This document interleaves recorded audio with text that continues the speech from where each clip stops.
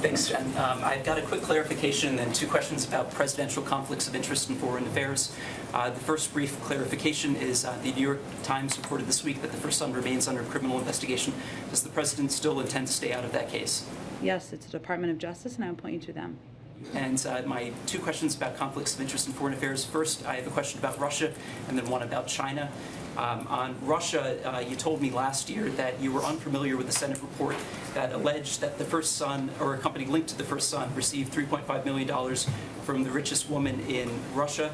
Subsequent reporting indicates that President Biden, when he was vice president, had a dinner in Georgetown with the same woman in 2015. This Yelena Ballerina, she has not been sanctioned yet by the U.S. government.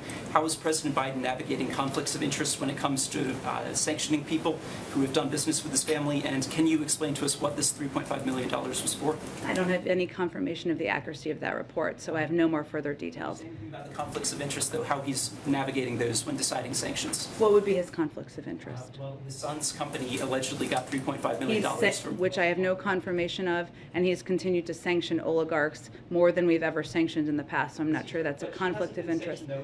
Go ahead. Thank you. Go ahead. I have a question about Russia now. I think we're moving on because we got to get some more people. Go ahead.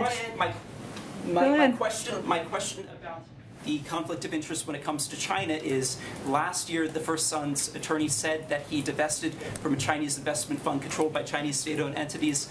We have received not even basic transparency about who bought out his stake, when this happened, and how much money changed hands. Did he actually divest, and if so, can you agree He's to basic transparency? He's a private citizen. He doesn't work for the government. I'd point you to his representatives.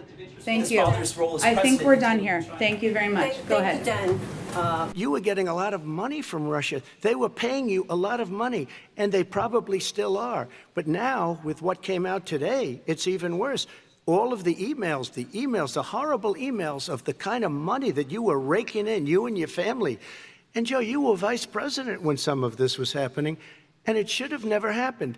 And I think you owe an explanation to the American people.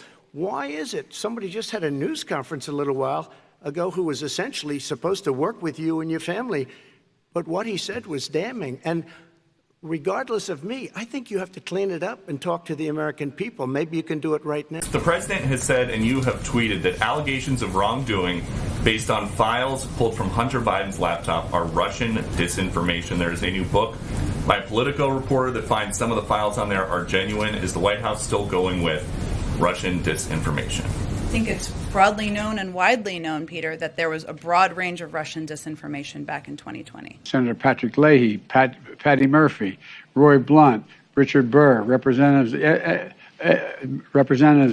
Anna Eshoo. So, but just carving out what's already there and giving it protection, that it will not be sanctioned?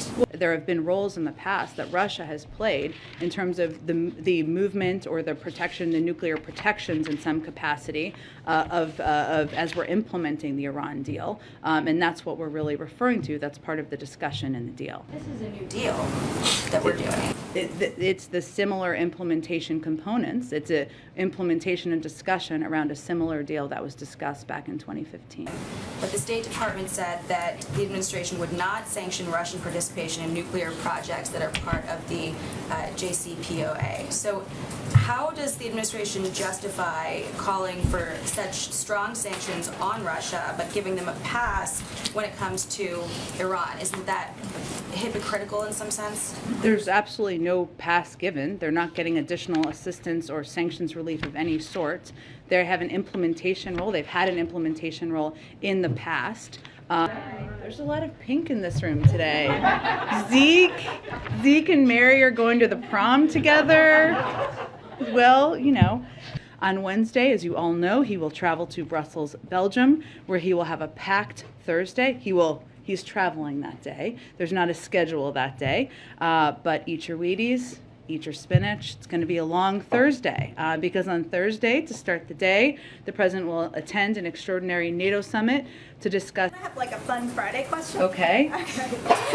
The House passed the Crown Act, which bans discrimination based on hairstyle. Is this something the administration supports? Would they sign it into law if the Senate passed it? I have seen that. I have not talked to our legislative team about it. I'm happy to do that, and we'll see if we can get you a fun Friday answer back. Go ahead. That the president was really sort of laying out his assessment of the situation to President Xi, that he was making clear the implications of certain actions, but that President Biden wasn't making specific requests of China. Why not, and given the stakes here? Because China has to make a decision for themselves about where they want to stand and how they want the history books to look at them and view their actions. And that is a decision for President Xi and the Chinese to make. I guess it's sort of a logistical question. You know, the Chinese got out a readout of the call fairly quickly. Before it was even done. It was, I think, 3.5, maybe 4 Remarkable.